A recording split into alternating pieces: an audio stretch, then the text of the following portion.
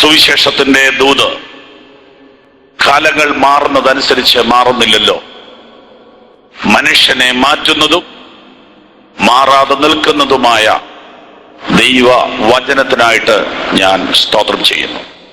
ഇന്ന് രാത്രിയിലും വചനത്തിന് നമ്മിൽ മാറ്റം വരുത്താൻ കഴിയും, എന്നാൽ വചനത്തിന് മാറ്റം ഇല്ല.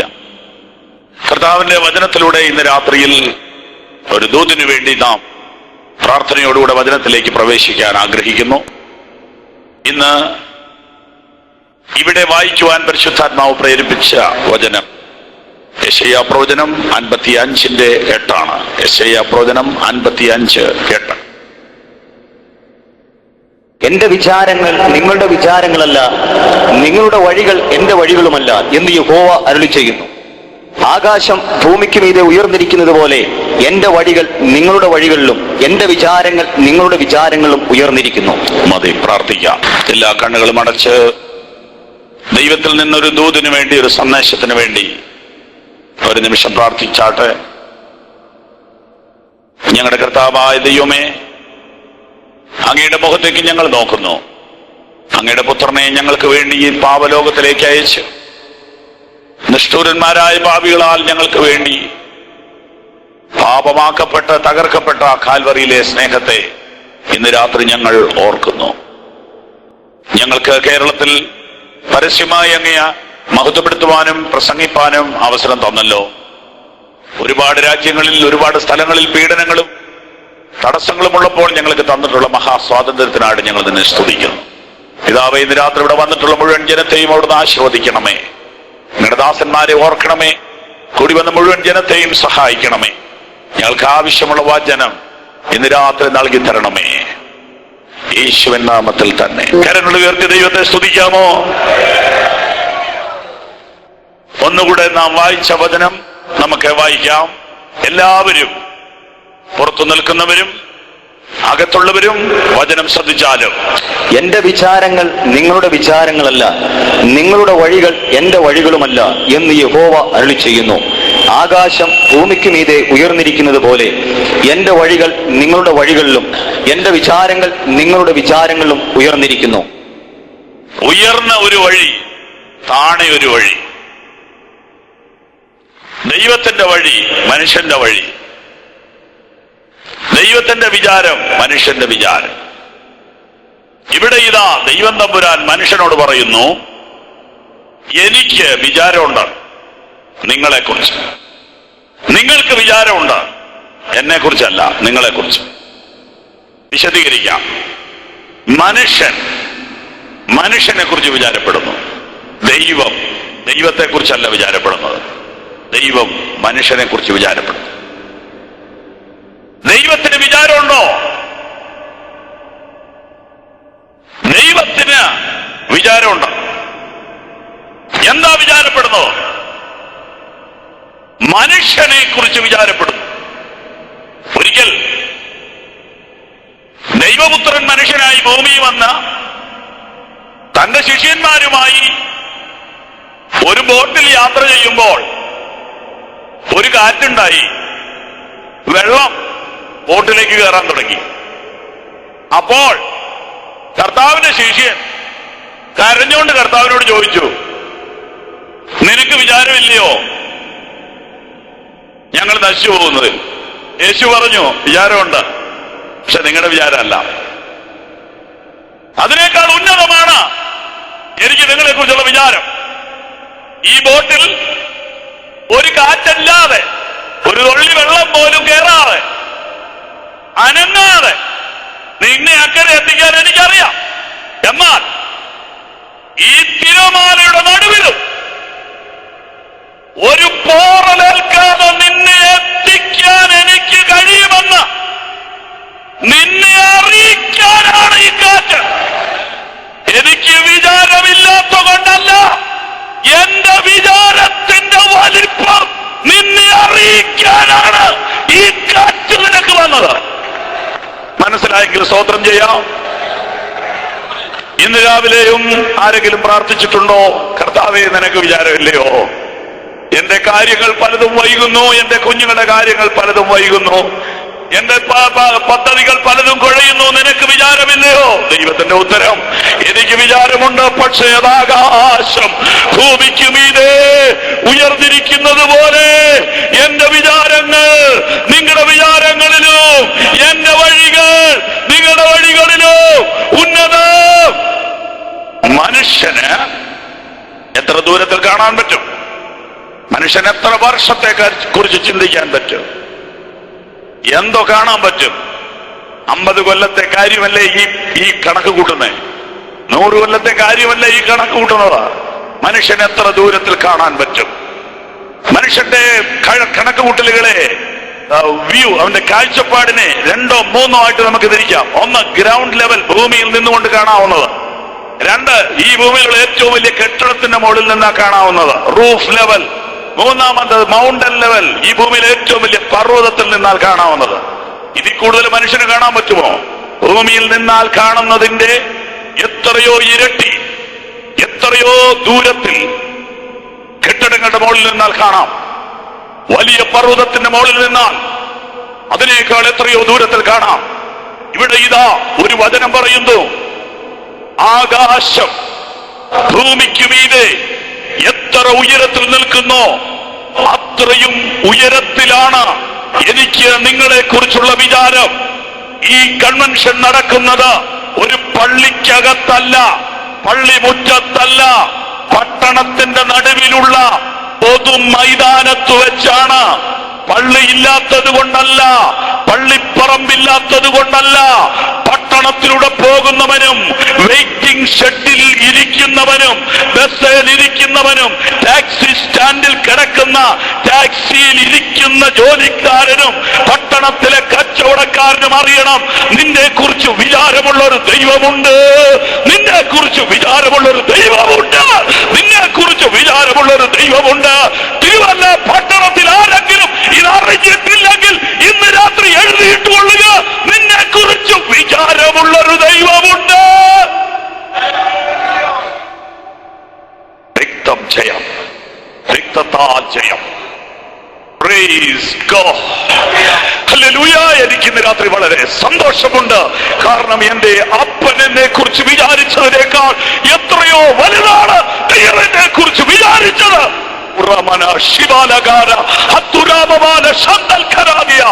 രക്തം ജയം. യേശുവിൻ നാമത്തിൽ ഇന്ന് രാത്രിയിൽ ആ ഭയം മാറിപ്പോകട്ടെ, ആ സംശയം മാറിപ്പോകട്ടെ, ആ നിരാശ മാറട്ടെ. എന്നെ കുറിച്ച് വിചാരമുള്ള ആരുമില്ലെന്ന് നീ പറഞ്ഞെങ്കിൽ ഇന്ന് രാത്രി തിരുത്ത്, നിന്നെ കുറിച്ച് വിചാരമുള്ള ഒരു ദൈവമുണ്ട്. ആത്മഹത്യ എന്തുകൊണ്ട്? ആത്മഹത്യ എന്തുകൊണ്ട്? എനിക്ക് വേണ്ടി കരുതുന്ന ഒരാളില്ലെന്നുള്ള തെറ്റായ ധാരണ കൊണ്ടല്ലേ? കുഞ്ഞെ, നീ ഇവിടെ എങ്ങനെ വന്നു? നീ ഇവിടെ എങ്ങനെ വന്നു? ടെൻഷൻ. വിദ്യാഭ്യാസം കൊണ്ടൊന്നും ടെൻഷൻ കുറയ്ക്കാൻ പറ്റില്ലെന്ന് കേരളക്കാർ തെളിയിച്ചു. കാരണം സാക്ഷരതയിൽ 1ാം സ്ഥാനം, ആത്മഹത്യയിൽ 1ാം സ്ഥാനം.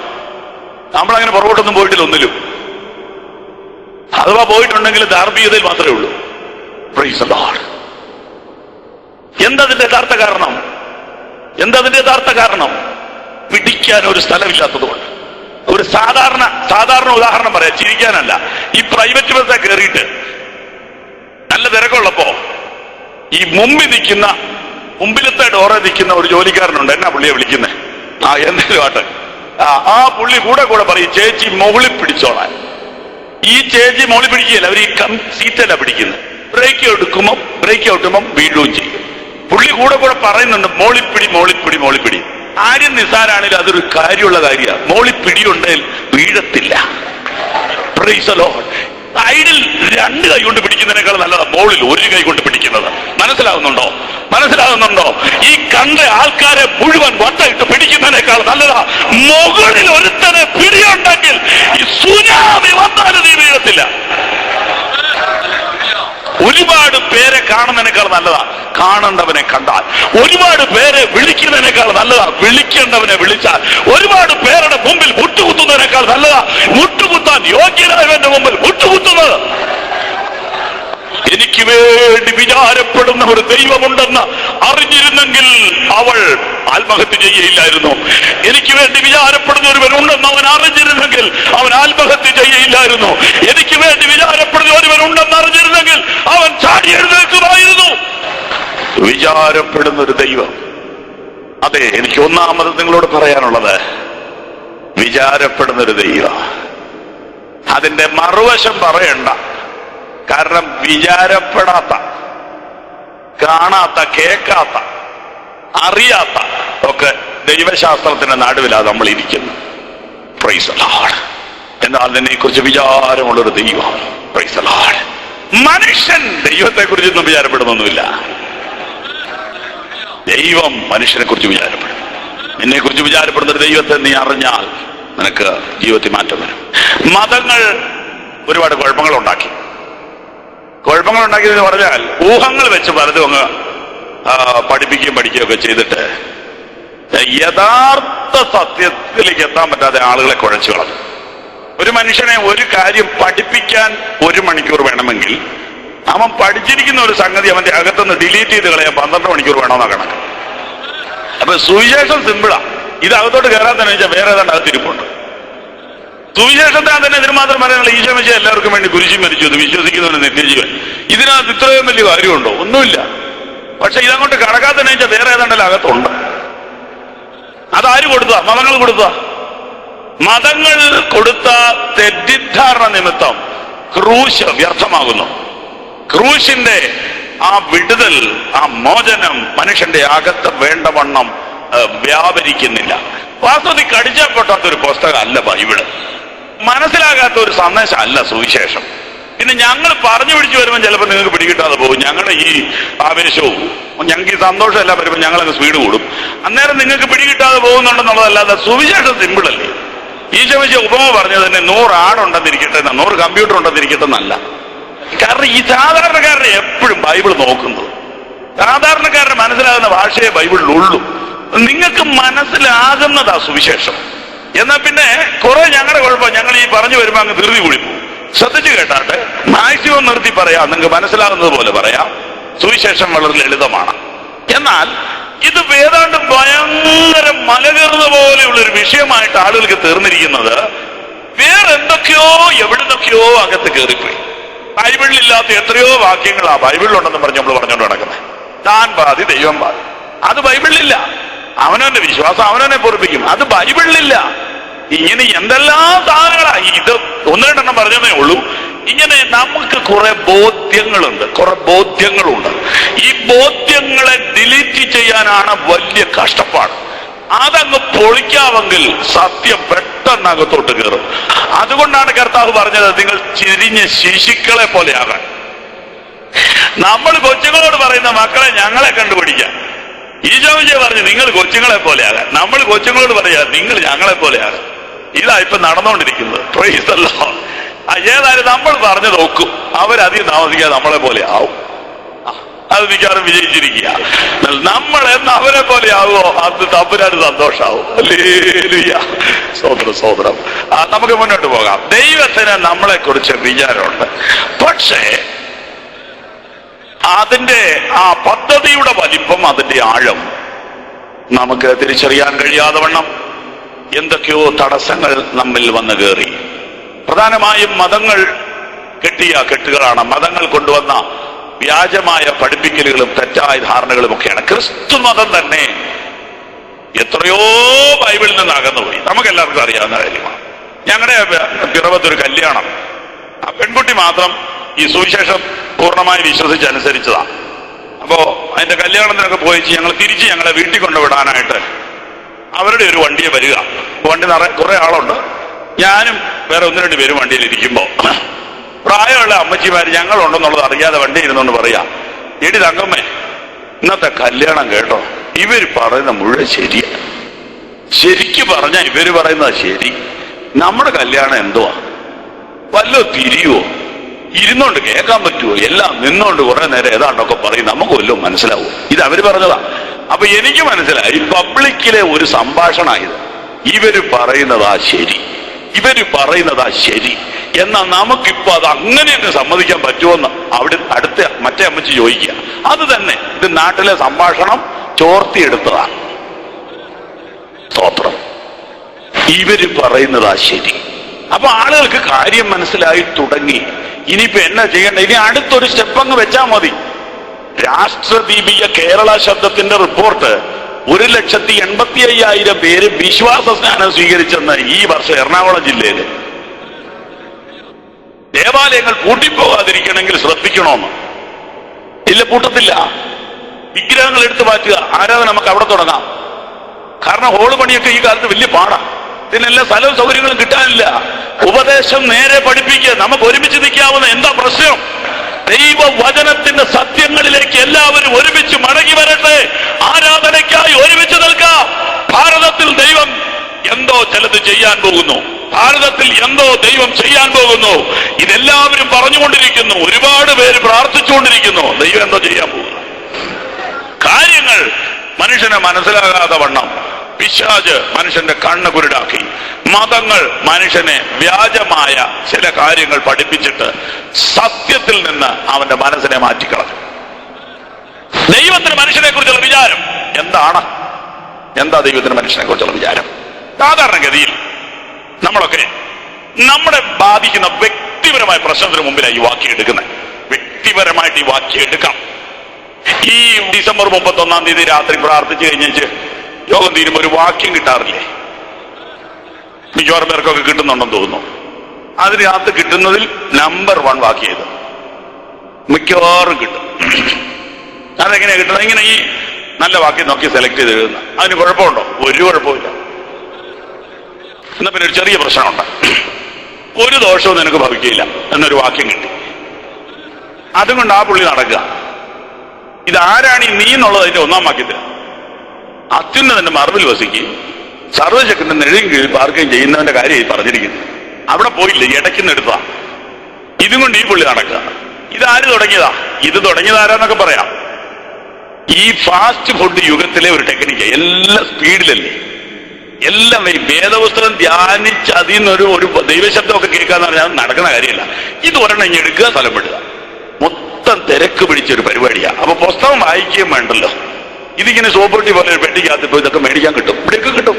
ഇത് മേടിച്ച് കൈ വെക്കുക, ഒരെണ്ണം എടുക്കുക. അപ്പൊ അത് വിഷമിക്കുകയാണോ? എന്റെ ദൈവമേ, ഇനിയിപ്പോ അത് വേണ്ടെന്നാണോ പറയുന്നത്? അല്ല, തിരുന്നോട്ടെ. Something is better than nothing. ഒന്നുമില്ലാതിരിക്കുന്നതിനേക്കാൾ, സിനിമാ പാട്ട് പാടിക്കൊണ്ട് നടക്കുന്നതിനേക്കാൾ വേദപുസ്തകത്തിൽ ഒരു വാക്യം കൊണ്ട് നടന്നോളൂ, ഒരു കുഴപ്പമില്ല. എന്നാലും ആ വാക്യത്തിന്റെ മുകളിൽ എന്നാന്ന് നോക്കുന്നത് നല്ലതല്ലേ? അപ്പൊ ആ വാക്യം നമ്മളോട് ഇടപെട്ടെങ്കിൽ അതിന്റെ മുകളിലുള്ളത് നോക്കണം, താഴെയുള്ളത് നോക്കണം. ഇങ്ങനെ ഈ പുസ്തകത്തിനകത്ത് നമ്മളെ ഇറക്കാതിരിക്കാനുള്ള സാത്താന്റെ ഒരു ചെറിയ തന്ത്രമാണോ ഇതൊന്നും എനിക്ക് സംശയമുണ്ട്. തിരുവെഴുത്തിൽ മനുഷ്യൻ ധ്യാനത്തിന് സമയമെടുക്കണമെന്ന് ദൈവത്തിന് നിർബന്ധമുണ്ട്. എന്നാലും പലപ്പോഴും നാം ധൃതി പിടിച്ച് ഏതെങ്കിലും ഒരു വാക്യത്തെ ആശ്രയിച്ചു പോവുകയും അതിനോട് ബന്ധപ്പെട്ട കഥകളൊന്നും ഞാൻ പറയുന്നില്ല. നമുക്ക് മുന്നോട്ട് പോവാം. ഈ വാക്യം പലപ്പോഴും വ്യക്തിപരമായിട്ട് എടുക്കാറുണ്ട്. എങ്ങനെ വ്യക്തിപരമായിട്ട്? കൊച്ചിന് ജോലി കിട്ടാതിരുന്ന് പെട്ടെന്ന് കിട്ടിയപ്പോൾ ഈ വാക്യം മനസ്സിലിടപെട്ടു. നിങ്ങളുടെ വിചാരങ്ങളല്ല എന്റെ വിചാരങ്ങൾ. ഒരു അസുഖം വന്നു, കുറെ നാൾ ചികിത്സിച്ച് മാറിയില്ല, അത് കഴിഞ്ഞ് പെട്ടെന്ന് മാറി. നിങ്ങളുടെ വഴികളല്ല എന്റെ വഴികൾ. ഒരു വണ്ടിക്ക് കാത്തിരുന്നു, ഒരു സെക്കൻഡ് ഹാൻഡ് മേടിക്കാമെന്ന് ഓർത്തിരുന്നപ്പോ പുതിയത് കിട്ടി. നിങ്ങളുടെ വഴികളല്ലോ എന്റെ വഴികൾ. ആകാശം ഭൂമിക്ക് വീതം ഉയർന്നു. ഒരു ചെറിയ വീട് വെക്കണമെന്ന് ഓർത്തിരുന്നപ്പോൾ പണത് വന്നപ്പോ വലിയ വീടായി. ആകാശം ഭൂമിക്ക് വീതം ഉയർന്നിരിക്കുന്ന പോലെ എന്റെ വിചാരങ്ങൾ നിങ്ങളുടെ. അന്നത്തെ സാക്ഷി കേൾക്കണം. ഇതിനൊക്കെ കുഴപ്പമുണ്ടെന്നാണോ പാസ്റ്റർ പറഞ്ഞു വരുന്നത്? ഒരു കുഴപ്പമില്ല. എന്നാൽ അതിനപ്പുറത്ത് ആ വചനത്തിന് അർത്ഥമുണ്ട്. ഏത് വചനവും നമ്മുടെ കൊച്ചു ഹൃദയത്തിൽ, നമ്മുടെ കൊച്ചു വിഷയത്തോട് ബന്ധിപ്പിച്ച് എടുക്കുന്നതിന് ദൈവത്തിന് ഒരു പിണക്കുമില്ല. എന്നാൽ അവിടെ കൊണ്ട് വിടരുത്. ദൈവത്തിന് മനുഷ്യനെ കുറിച്ചുള്ള വിചാരത്തെ പരിമിതിപ്പെടുത്തരുത്.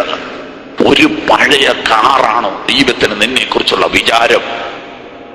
ഒരു നല്ല ഇടി വെട്ടിയാൽ പൊടിഞ്ഞു പോണ ഒരു കെട്ടിടമാണോ ദൈവത്തിന് നിന്നെ കുറിച്ചുള്ള വിചാരം? ആണോ?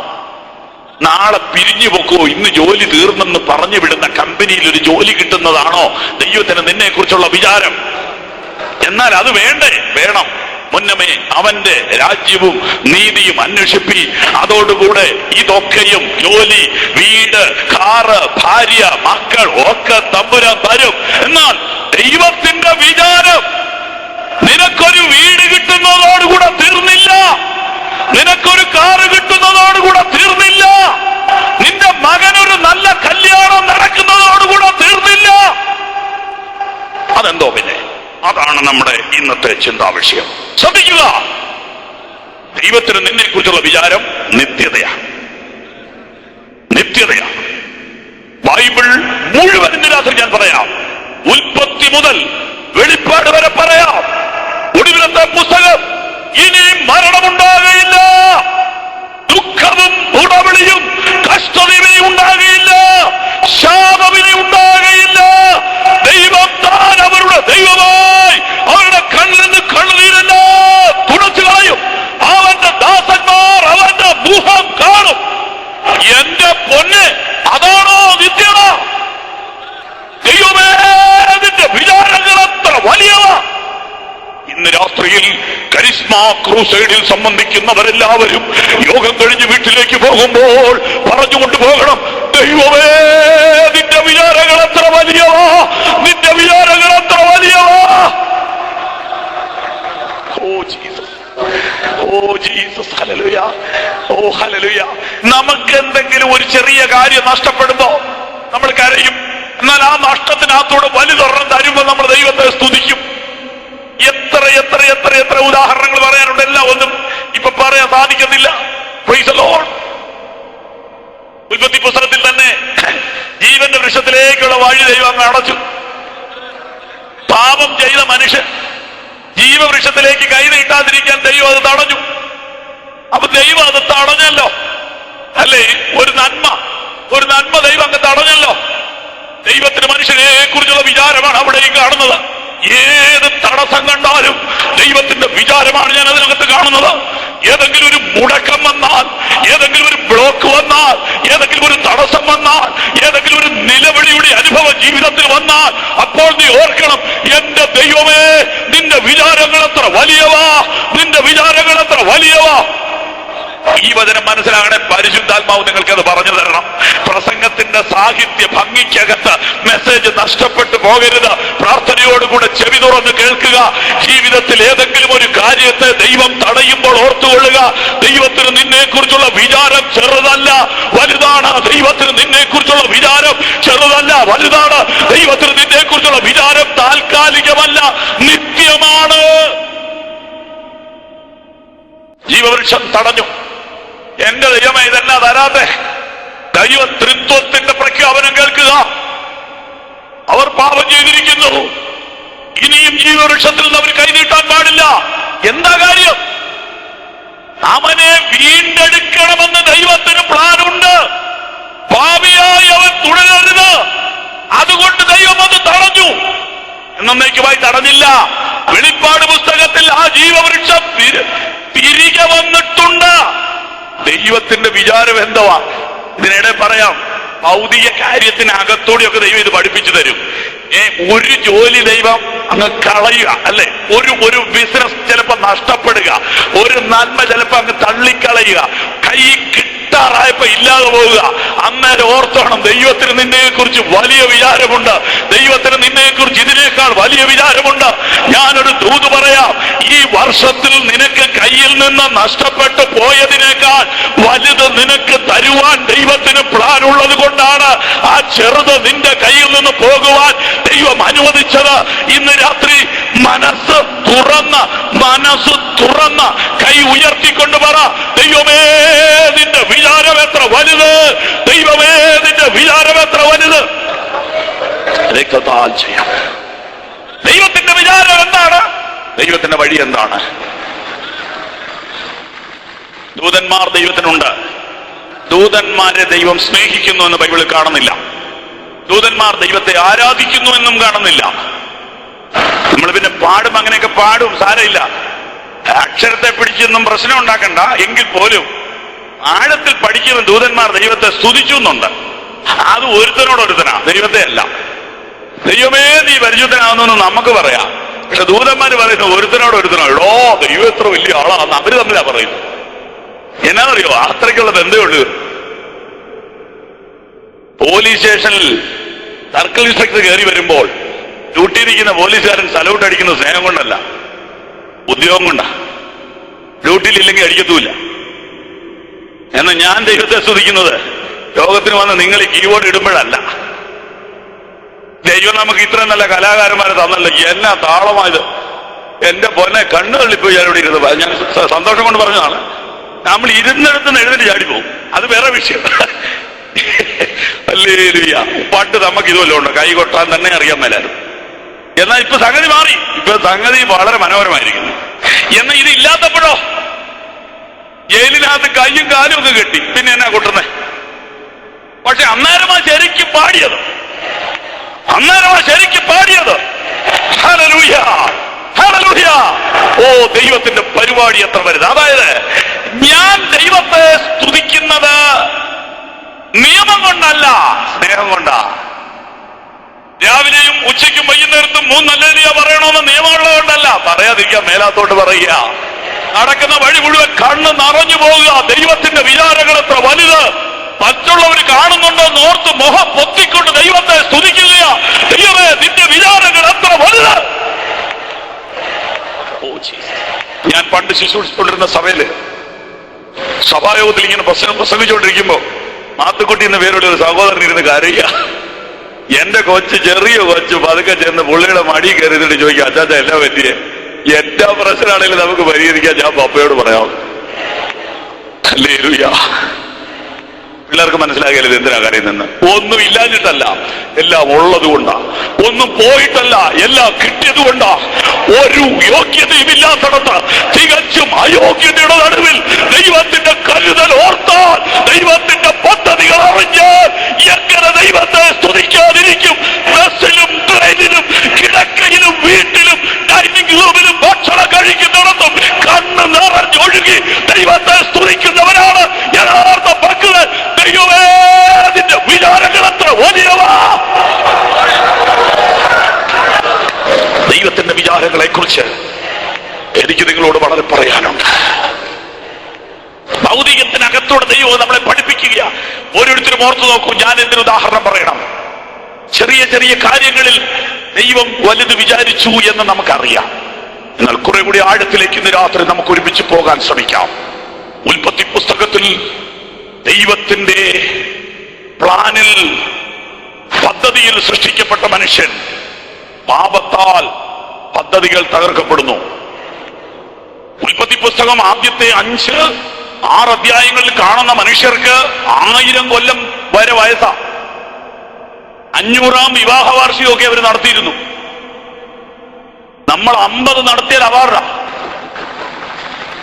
അവരെങ്ങാനും ഈ പത്രം കണ്ട എന്തൊരു ഗതികേടായിരിക്കും.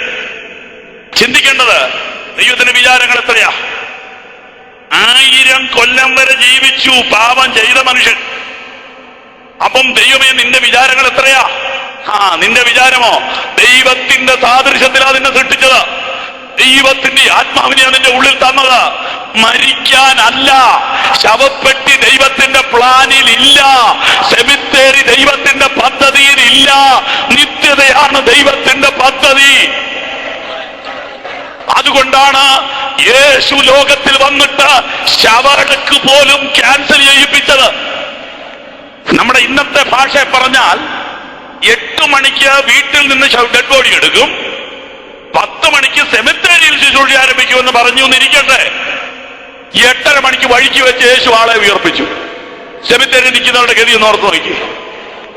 അല്ല, ചിന്തിക്കാൻ പറഞ്ഞതാ. ഇവരെ ആരറിയിക്കാൻ പോകും? ഈ സന്തോഷത്തിൽ ആരും സെമിത്തേരിയിലോട്ട് പോകുന്നില്ല. അവര് മണിക്കൂറുകൾ നിന്ന് കഷ്ടപ്പെടുകയാ. ദൈവത്തിന്റെ പദ്ധതിയിൽ സെമിത്തേരിയില്ല. ദൈവത്തിന്റെ പദ്ധതിയിൽ ശവപ്പെട്ടിയില്ല. ഈ കുരിശ് ശവപ്പെട്ടിയെ വെക്കാൻ ഉണ്ടാക്കിയതല്ല. കുരിശ് സെമിത്തേരിയിൽ കുത്തിനാട്ടാൻ ഉണ്ടാക്കിയ കമ്പല്ല.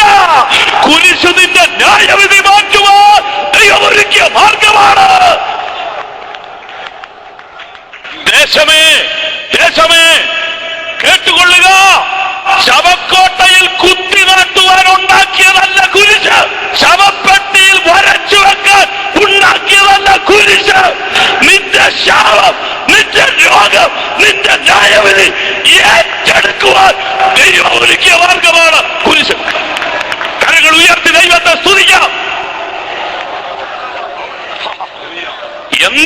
കുരിശ്. പെട്ടിയെ വരയ്ക്കാനുള്ള പണമോ? അബദ്ധം പറയരുത്. മരണം കൊണ്ടുവന്നത് അല്ല കുരിശ്, മരണം മാറ്റാനുള്ളതാ കുരിശ്.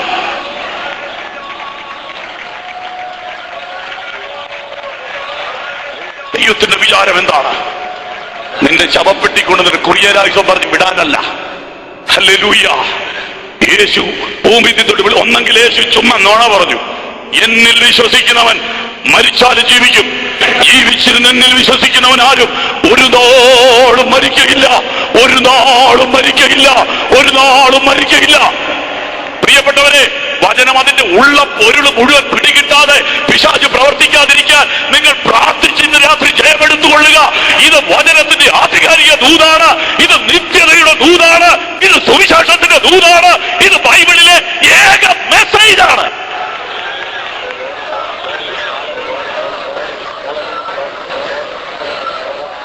ഓ Jesus, oh Jesus, oh Jesus.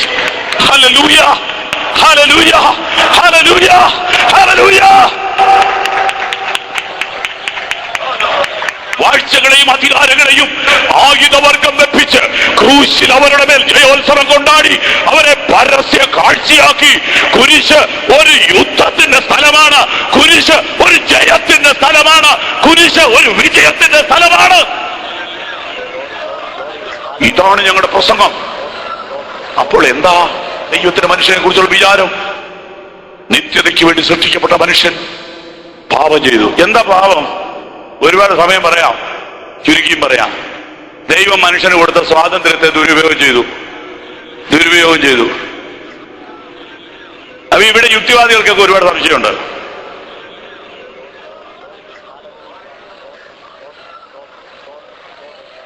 ദൈവം തമ്പുരാന്റെ ഒരു പഴം പറിച്ചു തിന്നതിന് ഒരു തലമുറ മുഴുവൻ തോട്ടത്തിൽ നിന്ന് ഇറക്കി വിട്ട് മോശമായി പോയിന്ന് ഇന്നാളൊരു പുള്ളി എഴുതി വെച്ചിരിക്കുക.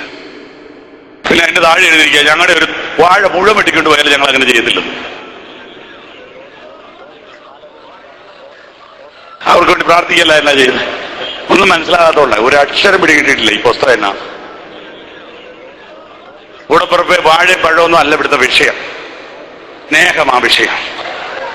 സാത്താൻ എന്നാ പറഞ്ഞു? സാത്താൻ പറഞ്ഞതോ നിങ്ങൾ മരിക്കില്ലെന്ന് നിശ്ചയം. ദൈവം പറഞ്ഞ എന്നാ? തിന്നുന്ന നാളി മരിക്കും. ദൈവം നിശ്ചയമൊന്നും ചേർത്തിട്ടില്ല. കാരണം നേര് പറയുന്നവർ എന്തിനാ നിശ്ചയം ചേർക്കുന്നത്? നുണ പറയുന്നവരായി സത്യം കൂടുതലിടുന്നത്. പിള്ളേര് പറയുന്ന കേട്ടില്ലേ, അമ്മയാണ് സത്യം. അത് പറയുമ്പോഴേ ഓർത്തോണം നുണയാണ്. നിങ്ങൾ മരിക്കില്ല നിശ്ചയം. ദൈവം തമ്പുരാൻ പറഞ്ഞാൽ തിന്നുന്ന നാളി മരിക്കുമെന്ന്. ഉടനെ ഇവരൊരു തീരുമാനം എടുത്തു, നിശ്ചയം കൂട്ടി പറഞ്ഞതായിരിക്കും ശരി. കാരണം നമ്മുടെ സ്വഭാവം അതല്ലേ. ഈ ചുമ്മാ വെറുതെ പാചകം അടിക്കുന്നവരോട് ആളുകൾ ഇഷ്ടപ്പെടത്തുള്ളൂ. നല്ല സാധനമാണോ മേടിക്കുന്നത്? കൂടുതൽ വർത്താനം പറയുന്നുള്ള സാധനമാണോ മേടിക്കുന്നത്? ഓർത്ത് നോക്കി. ഒരു പുള്ളി വീട്ടിൽ സാധനം കൊണ്ടുവന്നു, ഈ ഡയറക്റ്റ് മാർക്കറ്റ്. ഒരു 10 മിനിറ്റ് ശ്വാസം വിട്ടില്ല. എന്റെ ഓനെ അവനെ പ്രസംഗ ഫീൽഡിൽ കയറ്റിയ കൊള്ളാമെന്ന് എനിക്ക് തോന്നി. എന്നാ ഡയലോഗ്! ഞാൻ കുറെ നേരം കേട്ട ചോദിച്ചു, മോനെ ഇത് എവിടുന്നാ പഠിച്ചേ, എത്ര മാസത്തെ ട്രെയിനിങ് ആണെന്ന് ചോദിച്ചു. കാരണം ഒന്ന് ചിരിച്ചു. ഏതായാലും നിന്റെ വർത്താനം എനിക്ക് ഇഷ്ടപ്പെട്ടു, സാധനം വേണ്ടെന്ന് പറഞ്ഞു. എന്റെ പൊന്നെ, അതല്ല ഇത് കേട്ടോ, അതല്ല, ഇത് ദൈവകൃപയുടെ ശുശ്രൂഷയാണ്. ഞാൻ പറയാൻ വന്നത്, അപ്പൊ ഈ വർത്താനം കൂടുതൽ പറയുന്നത് കേൾക്കുമ്പോ മനുഷ്യൻ വീണുപോകും. ദൈവം തമ്പുരാൻ അങ്ങനെയൊന്നും പറയുന്നില്ലല്ലോ. നിങ്ങൾ തിന്നുന്നതാണ് മരിക്കും, മറ്റേ പുള്ളി തിന്നോളൂ, മരിക്കയില്ല നിശ്ചയം. അപ്പൊ ഈ വർത്താനത്തിനകത്ത് അപ്പൊ അതൊക്കെ ഒന്ന് മനസ്സ് വെച്ചു. അത് ഈ വലിയ പ്രശ്നത്തിനെല്ലാം കാരണമായി. അപ്പൊ ഇവിടുത്തെ വിഷയം എന്താ? താത്താൻ പറഞ്ഞത് നേരാണെന്ന് നീ വിശ്വസിച്ചപ്പോൾ ദൈവം പറഞ്ഞത് നുണയാന്നല്ല ഇതിന്റെ അർത്ഥം അല്ലേ? ഇതാ ഇവിടുത്തെ പ്രശ്നം. അല്ല പഴമല്ല, വാഴക്കൊലയല്ല വിഷയം. താത്താൻ പറഞ്ഞത് നേരാണെന്ന് നീ വിശ്വസിച്ചപ്പോൾ ദൈവം പറഞ്ഞത് നുണയാന്നല്ല ഇതിന്റെ അർത്ഥം. ഇതാണ് അവിശ്വാസം, ഇതാണ് പാപം. അവിടുന്ന് പ്രശ്നം ആരംഭിച്ചു. അത് ചെയ്തിട്ടോ അതിന് പരിഹാരം അവർ തന്നെ ഉണ്ടാക്കാൻ തീരുമാനിച്ചു. അതായത് തിന്നു കഴിഞ്ഞപ്പോ മനസ്സിലായി സംഗതി പ്രശ്നമാണ്. ഉടൻ തന്നെ അവർ അതിനുള്ളൊരു ക്രമീകരണം അവർ തന്നെ ചെയ്തു. അതെന്താ? നമ്മൾ സ്വയം ചെയ്യുന്ന ക്രമീകരണത്തിൽ നമുക്കൊരു സാറ്റിസ്ഫാക്ഷനാണ്. ഇതാണ് മതങ്ങളിൽ കണ്ടുകൊണ്ടിരിക്കുന്നത്. പാപത്തിന് പരിഹാരം സ്വയമായിട്ട് ചെയ്യുമ്പോൾ ഒരു സംതൃപ്തി. മനസ്സിലാക്കിയ ആളുകൾ വഴി നീളെ നേർച്ചപ്പെട്ടി സ്ഥാപിച്ചു. ഏത് കരിങ്കിച്ചന്ത ഇടപാടായാലും ഒരു കുറച്ച് ഇതിലോട്ട് ഇട്ട് കഴിയുമ്പോൾ ഒരു അടക്കം മനസ്സിലായി. അതിന് പഴയതിനേക്കാളൊക്കെ വലിയ പെട്ടികൾ റോഡിൽ സ്ഥാപിച്ചു. അതെല്ലാം ഭയങ്കര സൈക്കോളജി അല്ലേ? ബസ്സിൽ ഇരുന്നുകൊണ്ട് എറിയാം. ആരുടെ പൈസയാണെന്ന് ഇതിനകത്തിരിക്കുന്നവർക്ക് അറിയത്തില്ല. ആരുടെ ആയാലും എന്നാ പൈസ പോരെ. അപ്പൊ കുഴപ്പമില്ല, അതൊരു സുഖം കിട്ടും കുറച്ചു നേരത്തേന്. പക്ഷേ യഥാർത്ഥത്തിൽ മതം മനുഷ്യനെ ചതിക്കുകയാണ്. നിന്റെ സ്വഭാവം മാറാതെ നിന്റെ പൈസ ഇവിടെ വേണ്ടെന്ന് മതങ്ങൾ പറയുന്നില്ല. ഏത് പൈസ ആയാലും ശരിയാക്കാവെന്നുള്ള തത്വം വന്നു. ഇതെല്ലാം ഒറ്റയടിക്ക് വന്നതല്ല, ക്രമേണ വന്നതാണ്. മനുഷ്യൻ ഇതിനകത്ത് വഞ്ചിക്കപ്പെട്ടിരിക്കുന്നു. സുഹൃത്തുക്കളെ, എവിടെ നേർച്ചപ്പെട്ടി സ്ഥാപിച്ചാലും പരാജയപ്പെടത്തില്ല. കാരണം മനുഷ്യർക്ക് അതുപോലെ കുറ്റബോധമുണ്ട്. എവിടെ എന്ത് പുതിയ പ്രസ്ഥാനം തുടങ്ങിയാലും തോക്കത്തില്ല. മനുഷ്യൻ അതുപോലെ ടെൻഷനുണ്ട്. അവൻ കാശിടാനും അവൻ വരാനും തയ്യാറാണ്. അപ്പൊ മനുഷ്യൻ അവന്റെ പാപത്തിന് പരിഹാരം സ്വയമായി കണ്ടെത്താൻ ആഗ്രഹിച്ചു. അതാണ് അത്തിയല കൂട്ടിത്തുന്നി എന്നൊക്കെ പറയുന്നത്. അപ്പൊ ദൈവം തമ്പുരാൻ ഒരു കാര്യം ചെയ്തു. സ്വയമേ പാപപരിഹാരത്തിന് വേണ്ടി ഒരു കാലഘട്ടം അനുവദിച്ചു കൊടുത്തു. അതാണ് ന്യായപ്രമാണ യുഗം. യാഗങ്ങൾ അർപ്പിക്കാൻ ഒരു ടൈം. ദൈവത്തിന്റെ വിചാരം അതിനപ്പുറത്താണ്. അതിലേക്ക് നമ്മൾ വരികയാണ്. ഇങ്ങനെ കുറെ കാലം മനുഷ്യൻ യാഗം കഴിച്ചു. പക്ഷെ യാഗങ്ങൾ കഴിക്കുമ്പോഴും ദൈവത്തിന്റെ പദ്ധതി അതല്ലായിരുന്നു. മനുഷ്യന്റെ പാപത്തിന് വേണ്ടി ദൈവം വേറൊരു വഴി കണ്ടിരുന്നു. അതേതാണ്? യേശുവിന്റെ കുരിശ്. ഞാൻ മുമ്പോട്ട് പോകുന്നു. സങ്കീർത്തനം 40:5 പെട്ടെന്ന് വായിക്കാം. എന്റെ ദൈവമായ യഹോവേ, നീ ചെയ്ത അത്ഭുത പ്രവൃത്തികളും ഞങ്ങൾക്ക് വേണ്ടിയുള്ള നിന്റെ വിചാരങ്ങളും വളരെയാകുന്നു. നിന്നോട് സദൃശൻ ആരുമില്ല. ഒരു മിനിറ്റ്, ആ വാക്യം ഒന്നുകൂടി ഒന്ന് ശ്രദ്ധിച്ചാട്ടെ. എന്റെ ദൈവമായ യഹോവേ, നീ ചെയ്ത അത്ഭുത പ്രവൃത്തികളും ഞങ്ങൾക്ക് വേണ്ടിയുള്ള നിന്റെ വിചാരങ്ങളും വളരെയാകുന്നു. നിന്നോട് സദൃശൻ ആരുമില്ല. ഒരു മിനിറ്റ്, ഞങ്ങൾക്ക് വേണ്ടിയുള്ള നിന്റെ വിചാരങ്ങൾ വളരെയാകും, നിന്നോട് സദൃശൻ ആരുമില്ല. അടുത്ത വാക്യം. ഞാൻ അവയെ വിവരിച്ച് പ്രസ്താവിക്കുമായിരുന്നു. ഞാൻ അവയെ ദൈവത്തിന്റെ വിചാരത്തെ ശ്രദ്ധിക്കണം. ദൂതിന്റെ പ്രധാന ഭാഗത്തേക്ക് കയറുന്നു. മനുഷ്യന് വേണ്ടിയുള്ള ദൈവത്തിന്റെ വിചാരങ്ങളെ വിവരിച്ചു പ്രസ്താവിക്കണമെന്ന് ആ കവിക്ക് ആഗ്രഹമുണ്ട്. എന്നാൽ ഒരു തടസ്സം, വായിച്ചോളൂ. എന്നാൽ അവ എണ്ണിക്കൂടാതെ വണ്ണം അധികമാകുന്നു. അത് എണ്ണാൻ പറ്റൂല. ഹനനയാകവും. ഒരു മിനിറ്റ്, ദൈവത്തിന് മനുഷ്യന് വേണ്ടിയുള്ള വിചാരങ്ങൾ എണ്ണാൻ പറ്റത്തില്ല, ഇല്ലേ? എണ്ണാൻ പറ്റാത്ത പണമുള്ള എത്ര പേരുണ്ട് ഇന്ന് രാത്രി ഇവിടെ?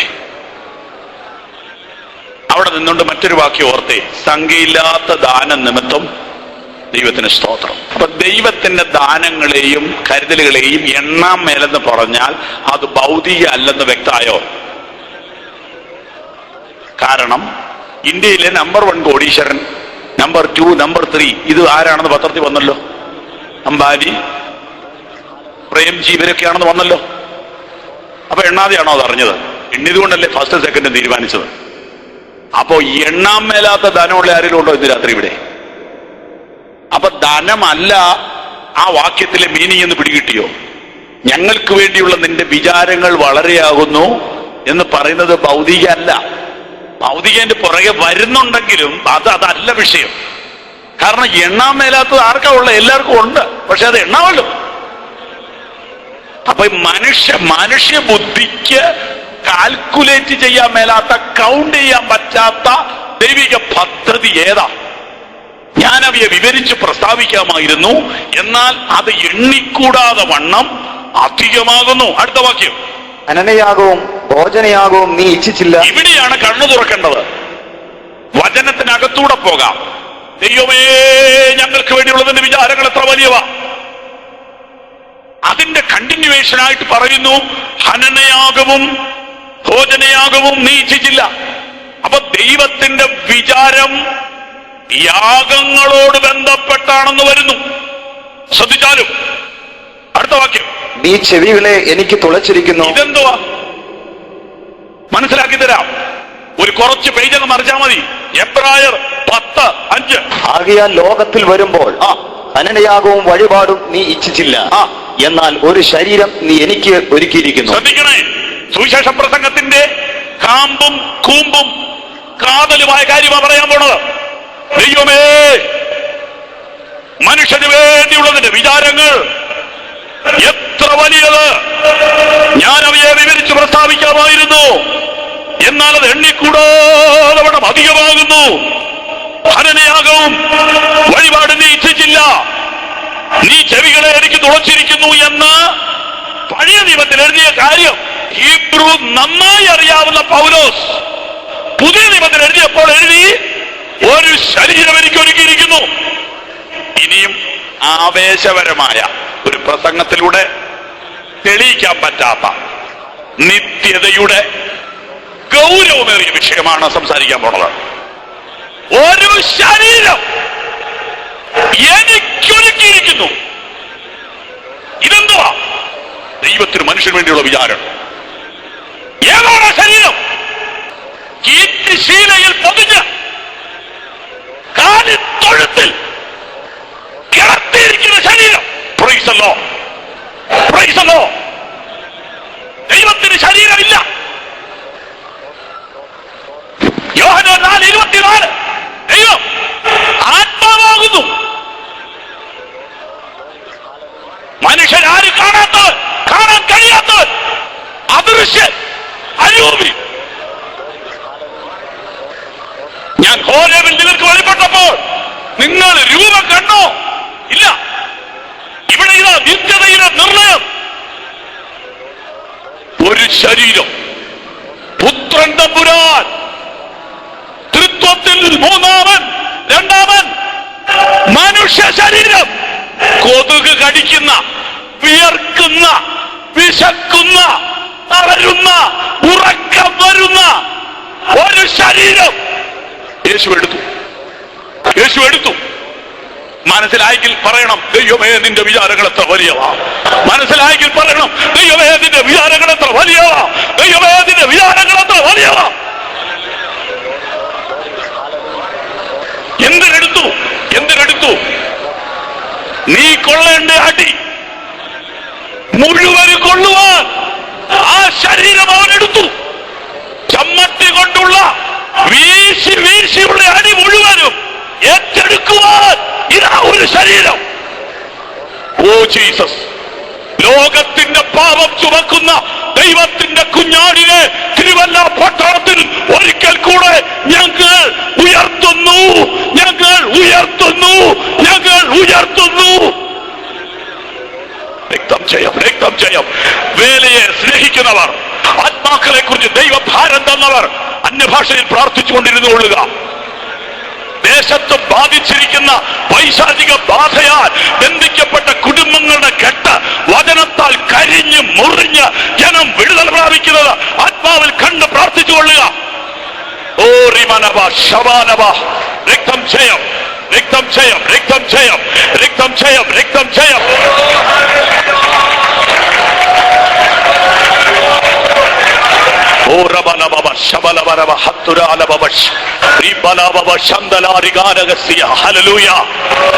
ഒരു ശരീരം എനിക്ക് ഒരുക്കിയിരിക്കുന്നു, ഒരു ശരീരം ഒരുക്കിയിരിക്കുന്നു. വചനങ്ങൾ വായിക്കുമ്പോൾ ഓർത്തോണം, നിനക്ക് വേണ്ടിയുള്ള ദൈവത്തിന്റെ വിചാരം ഏതാണെന്ന് അറിയാമോ? തന്റെ പുത്രൻ അബ്രഹാം തന്റെ ഓമന മകനെ യാഗം കഴിക്കുവാൻ വിറകും തലയിൽ വെച്ച് ചുമപ്പിച്ചുകൊണ്ട് മല കയറുമ്പോൾ ഹൃദയത്തെ മുറിക്കുന്ന ഒരു ചോദ്യം ആ കൊച്ചു ചോദിച്ചു, അപ്പാ മൃഗം എവിടെ? ഉത്തരം, യഹോവ ഈരെ. ദൈവം കരുതി, ദൈവം കരുതി. എപ്പോൾ? അവിടെ കയറി ചെന്നപ്പോ കരുതിയിട്ടില്ല. യാഗപീഠം പണിതു, കരുതിയിട്ടില്ല. മനസ്സിൽ വിശ്വാസമുണ്ട്, കരുതുമെന്ന. ഞാൻ തമാശ പറയല്ല, ഗൗരവമുള്ളൊരു കാര്യം പറയാം. ഈ യാഗം നടന്നു കഴിഞ്ഞതുകൊണ്ട് നമുക്കറിയാം ആട്ടുംകുട്ടി പുറകിലുണ്ടെന്ന്. പക്ഷെ അബ്രഹാമിന് അറിയാമായിരുന്നോ? ഞാനൊന്ന് പറഞ്ഞോട്ടെ, ചിരിക്കരുത്. ഇന്ന് നടത്തുകയാണെങ്കിൽ നമ്മൾ വെട്ടത്തില്ല. കാരണം എന്നാ? ആട് പുറകിലുണ്ടെന്ന് നമുക്കറിയാം. ചുമ്മാ ഇങ്ങനെ പൊക്കി പിടിച്ചാൽ പോരെ. കാരണം നമുക്ക് സ്റ്റോറി അകത്ത് കിടപ്പുണ്ട്. ഇപ്പൊ വിളിക്കും, മോനെ വെട്ടണ്ടടാന്ന് പറയും, അപ്പൊ ഡ്രാമ ആയിപ്പോവും. പക്ഷെ അബ്രഹാം അങ്ങനെയാണോ?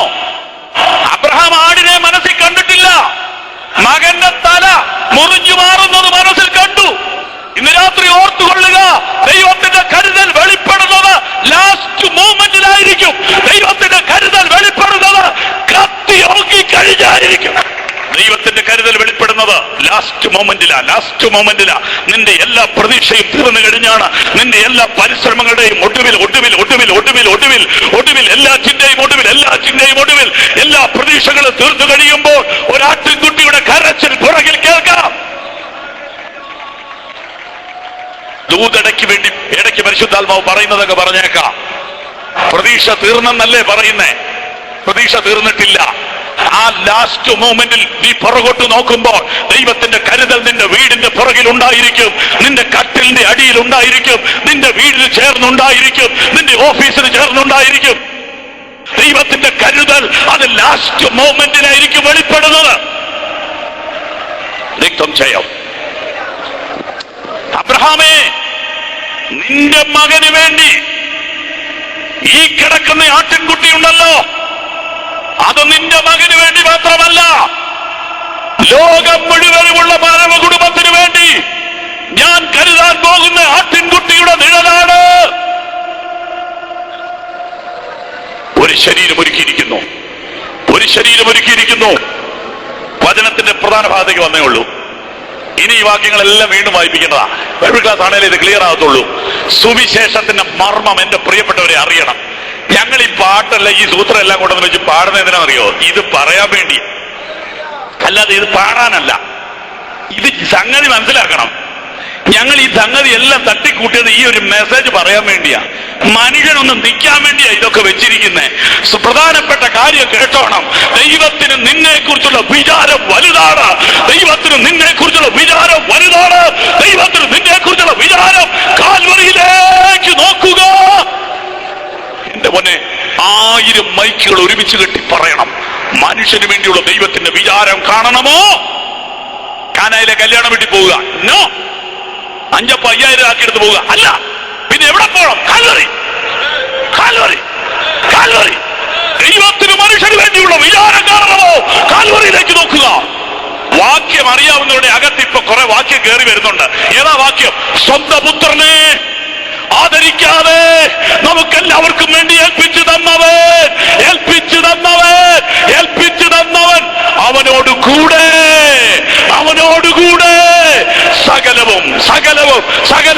സകലവും നിങ്ങൾക്ക് നൽകാതിരിക്കുമോ? ഒരു ശരീരം ഒരുക്കിയിരിക്കുന്നു. ഇനി 40 ഹെബ്രായർ 10:5 മുതൽ വീണ്ടും വായിക്കാം. ആകയാൽ ലോകത്തിൽ വരുമ്പോൾ ഹനനയാഗവും വഴിപാടും നീ ഇച്ഛിച്ചില്ല, എന്നാൽ ഒരു ശരീരം നീ എനിക്ക് ഒരുക്കിയിരിക്കുന്നു. സർവാംഗ ഹോമങ്ങളിലും പാപയാഗങ്ങളിലും നീ പ്രസാദിച്ചില്ല. ഞാൻ ഒന്ന് പറഞ്ഞോട്ടെ, പറഞ്ഞു വന്ന കാര്യങ്ങളൊക്കെ ഫിനിഷ് ചെയ്യാം. പാപം ചെയ്ത മനുഷ്യൻ സ്വന്തം പരിശ്രമത്താൽ പാപപരിഹാരം നേടാൻ ദൈവം ഒരു പീരീഡ് അനുവദിച്ചു, ഒരു കാലഘട്ടം അനുവദിച്ചു. അതാണ് യാഗങ്ങൾ. ദൈവം അനുവദിച്ചതാ. എന്നാൽ ദൈവത്തിന് അതിൽ ഇഷ്ടമില്ലെന്നാണ് ഇപ്പൊ വായിച്ചത്. വഴിപാട് യാഗം ദൈവത്തിന് അറിയാതുകൊണ്ട് ഗുണം വരത്തില്ല. പിന്നെന്തിനാ അനുവദിച്ചത്? മനുഷ്യന് സമാധാനമാവട്ടെ. അത് വിശദീകരിക്കേണ്ടതാ ഇതെല്ലാം. അതായത് നമ്മൾ അങ്ങ് അനുഭവിക്കുമ്പോഴേ നമുക്ക് മനസ്സിലാവും. ഒരു വണ്ടി നല്ലതാണോ ചീത്തയാണോ എന്ന് അറിയണേ മേടിച്ച് നോക്കുക, നിർത്തിയുള്ളൂ. പത്രത്തിൽ കണ്ടാലും കാര്യം നടക്കത്തില്ല. പക്ഷെ എത്ര വണ്ടി മേടിച്ച് നോക്കാൻ പറ്റും ഒരാഴ്ച? ഇതുപോലെ എല്ലാ കാര്യവും. അപ്പൊ യാഗം എഫക്റ്റീവ് ആണോ? നോക്കിയപ്പോ എല്ലാവർക്കും മനസ്സിലായല്ലോ. തുറന്ന് ചോദിച്ചോട്ടെ, ഏതെങ്കിലും ഒരു യാഗമോ കർമ്മമോ നടത്തിയിട്ട് നിന്റെ പാപം മോചിച്ചു വന്നിരിക്കുന്നത് പറഞ്ഞോ? പരേതൻ ആത്മത്തിന് വേണ്ടുന്ന എല്ലാം കൈക്കൊണ്ട് കർത്താവിൽ ഭാഗ്യവർണ്ണം പ്രാപിച്ചു. പരേതന്റെ ആത്മശാന്തിക്ക് വേണ്ടി അടുത്ത ആഴ്ച തൊട്ട് പ്രാർത്ഥന തുടങ്ങും. ഇനി എന്നായി തീരുന്നേ? കുറ്റമല്ല. പറയുമ്പോ അങ്ങനെ തോന്നും, പിണങ്ങരുത് പ്ലീസ്. ശ്രദ്ധിച്ചു കേട്ടാട്ടെ, വ്യക്തമാക്കുക. ഒരു മതങ്ങളെയും അല്ല ചോദിക്കുന്നത്. ഒരു സംതൃപ്തി എവിടെയെങ്കിലും കിട്ടിയോ?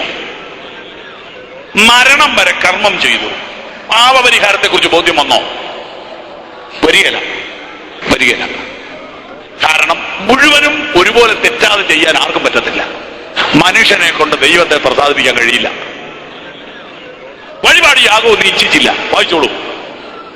അപ്പോൾ ഞാൻ പറഞ്ഞു, ഇതാ ഞാൻ വരുന്നു, പുസ്തക ചുരുളിൽ എന്നെ കുറിച്ച് എഴുതിയിരിക്കുന്നു. പിന്നെ ദൈവമേ നിന്റെ ഇഷ്ടം ചെയ്യുവാൻ ഞാൻ വരുന്നു. ഒന്ന് ശ്രദ്ധിച്ച് കേൾക്കണേ എന്നു അവൻ പറയുന്നു. യേശു പറയാ, ദൈവമേ നിന്റെ ഇഷ്ടം ചെയ്യാൻ ഞാൻ വരുന്നു. പിന്നെ ന്യായപ്രമാണ പ്രകാരം കഴിച്ചു വരുന്ന യാഗങ്ങളും വഴിപാടും സർവാംഗ ഹോമങ്ങളും പാപയാഗങ്ങളും നീ ഇച്ഛിച്ചില്ല, അവയിൽ പ്രസാദിച്ചതുമില്ല എന്നിങ്ങനെ പറഞ്ഞ ശേഷം ഇതാ ഞാൻ നിന്റെ ഇഷ്ടം ചെയ്യുവാൻ വരുന്നു. ഇഷ്ടം, ഇച്ഛ, ഈ വാക്കുകളൊക്കെ നോട്ട് ചെയ്ത് പഠിക്കേണ്ടതാണ്.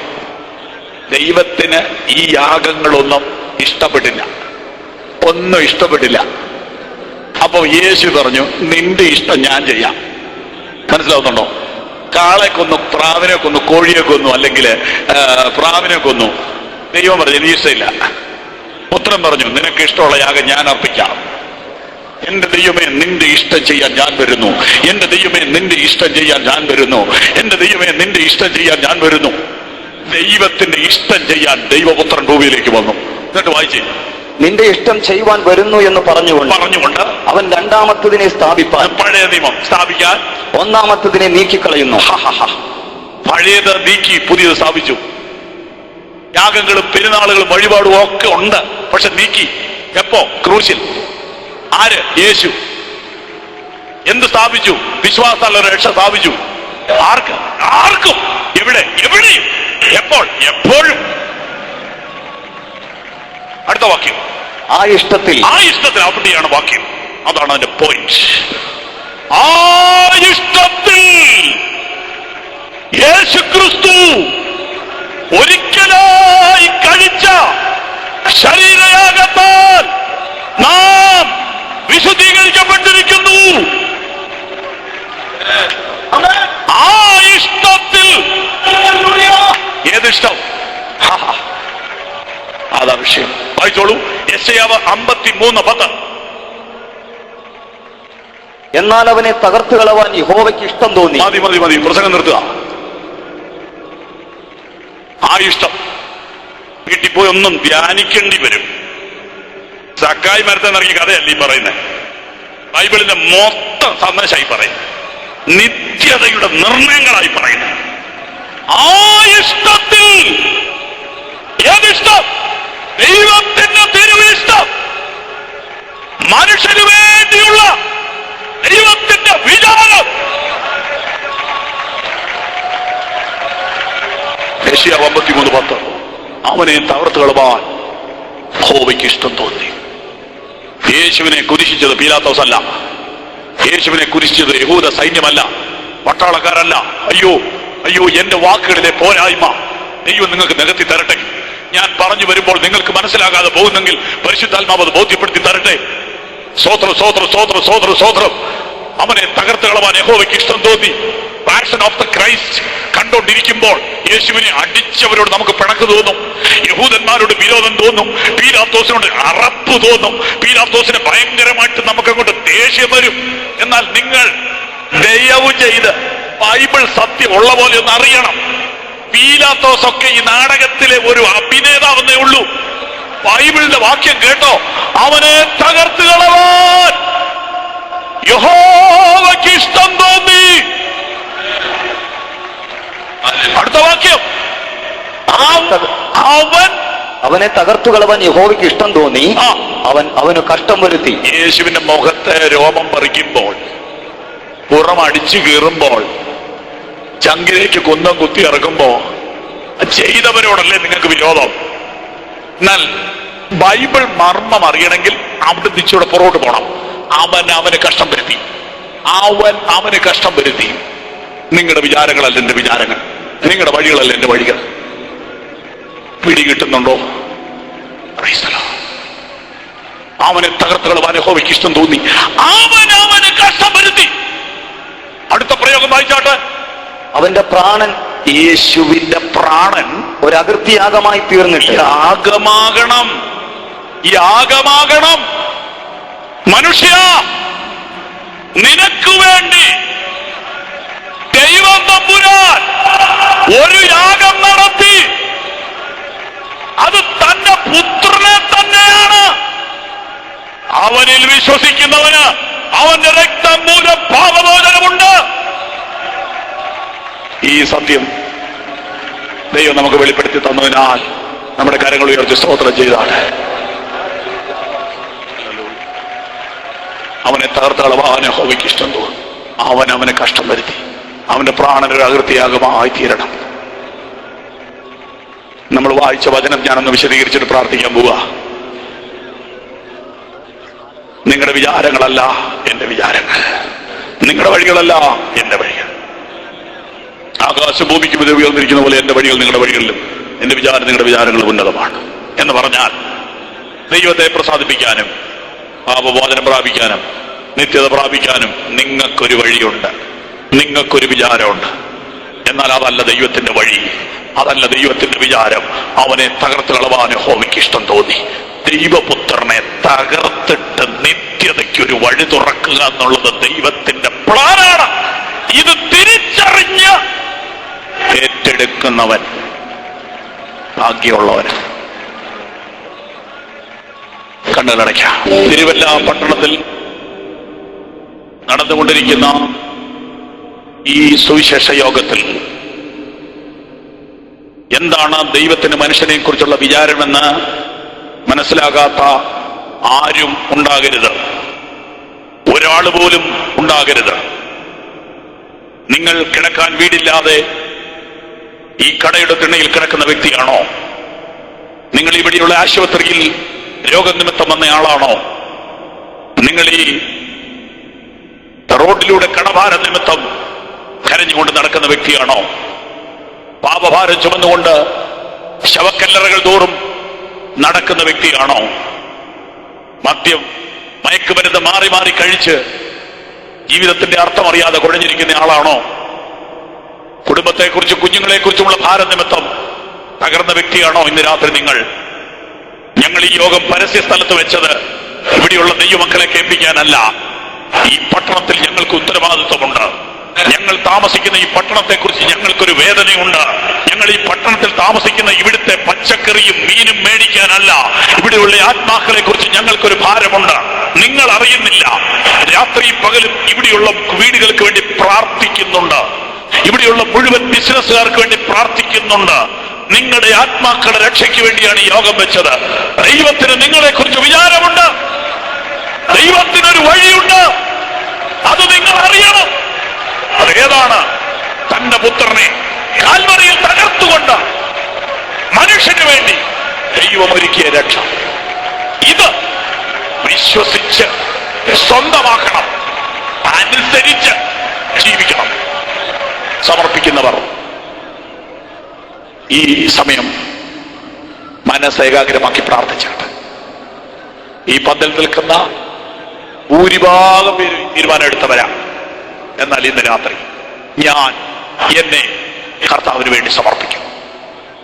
എന്റെ ജീവിതം എന്നെക്കുറിച്ച് വിചാരപ്പെടുന്ന ദൈവത്തിന്റെ കരങ്ങളിൽ, യേശുവിന്റെ കരങ്ങളിൽ, എനിക്ക് വേണ്ടി മരിച്ച കർത്താവിന് വേണ്ടി എന്റെ ജീവിതത്തെ സമർപ്പിക്കുന്നു. ഇങ്ങനെ പ്രാർത്ഥിക്കുന്ന സമർപ്പിക്കുന്ന എത്ര പേരുണ്ട്?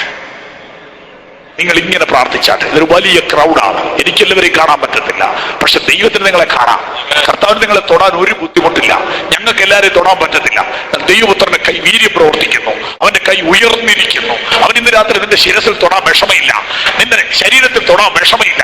നിനക്കിന്ന് അറിയത്തക്കവണ്ണം ഒരു അടയാളം തന്നുവിടാൻ കർത്താവിന് കഴിയും. ഇങ്ങനെ പ്രാർത്ഥിച്ചു. കർത്താവായ യേശുവേ, ഇന്നേ ദിവസം എന്റെ ജീവിതം അങ്ങേയ്ക്കായി സമർപ്പിക്കുന്നു. എന്നെക്കുറിച്ചുള്ള ദൈവത്തിന്റെ വിചാരങ്ങൾ ഇത്ര വലുതെന്ന് തിരിച്ചറിയാൻ കൃപ തന്നതിന് നന്ദി.